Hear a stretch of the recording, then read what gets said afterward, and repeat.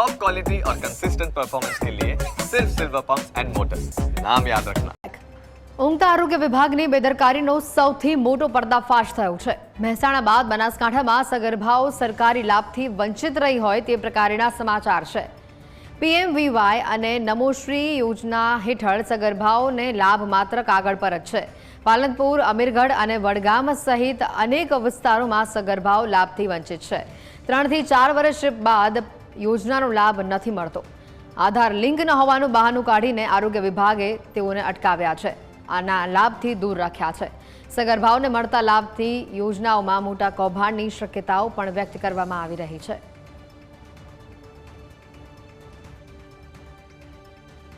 2021 में मैं फॉर्म भर्યું હતું। મારું બાળક 5 વર્ષનું થયું પણ હજી સુધી એકે પૈસા જ મળ્યા નહીં અને 3 વખત તો મેં ફોર્મ ભર્યું તો એ ધક્કા ખા કરવાના પણ હજી પૈસા જ મળતા નહીં। ફોર્મ એમ કે હવે મળી જશે પણ બધા ડોક્યુમેન્ટ આલો કે આધાર કાર્ડ આલો ને આમ આલો ને બધું આલીને થાકે પણ મળતા જ નહીં ને એકે હપ્તો તો મળો જોઈએ। અને એમાં પાછું હું તો ગાંધીધામ હતી તો અહીંયાથી હું આવીને 3000નું તો મેં ઇમરજન્સી ખાતું ખોલાવ્યું આઈડીઆઈ બેંકમાં અને 3000નું ખાતું ખોલાવ્યું તો હજી પૈસા જ મળતા નહીં। 5 વર્ષનું બાળક થયું, આટલા વર્ષ તો ના થાય ને પૈસા આવવામાં કે આવી જશે પણ કેટલી વાર। મારું ફોર્મ ભરે ને 12 મહિના થયા પણ હજુ સુધી મને એ પૈસાનો હપ્તો જમા થયો નથી।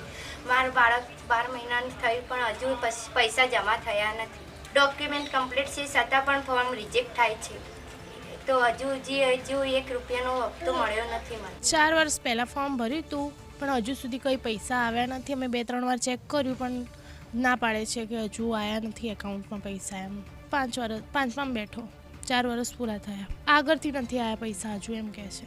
આઈ થિંક 4-5 વાર ગયા હશો પૂછવા માટે, ત્યાંથી એવું જ કહે છે કે આગળથી નથી આવ્યા તો કેવી રીતે આવે એમ। મારા મહિના તારીખ ફોર્મ ભરાયો હજુ સુધી કોઈ પૈસા લાભ મળ્યો નથી। આ સમય ખાસો થઈ ગયો, હજુ સુધી કોઈ લાભ મળ્યો નહીં સરકારનો। 9 મહિનાનું થઈ છે, હજુ કોઈ લાભ મળ્યો નહીં। બધું કમ્પ્લીટ કરાયેલું હોય હજુ કોઈ લાભ નહીં મળે। ચકાસણી 2-3 વખત કરાયેલું હજુ કોઈ લાભ નહીં મળે। ના પાડે છે પૈસા જમે નહીં।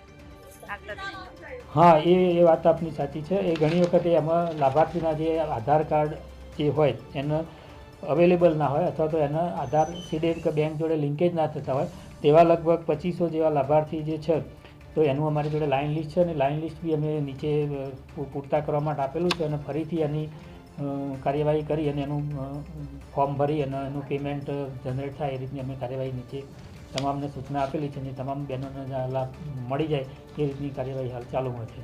સરકાર દ્વારા જે પીએમવીવાય જે પ્રસૂતિ ગૃહ મહિલાઓને જે બાળક જન્મ પર જે સરકાર દ્વારા જે નાણાકીય જે સહાય હોતી હોય છે તે સહાય મળતી હોય છે।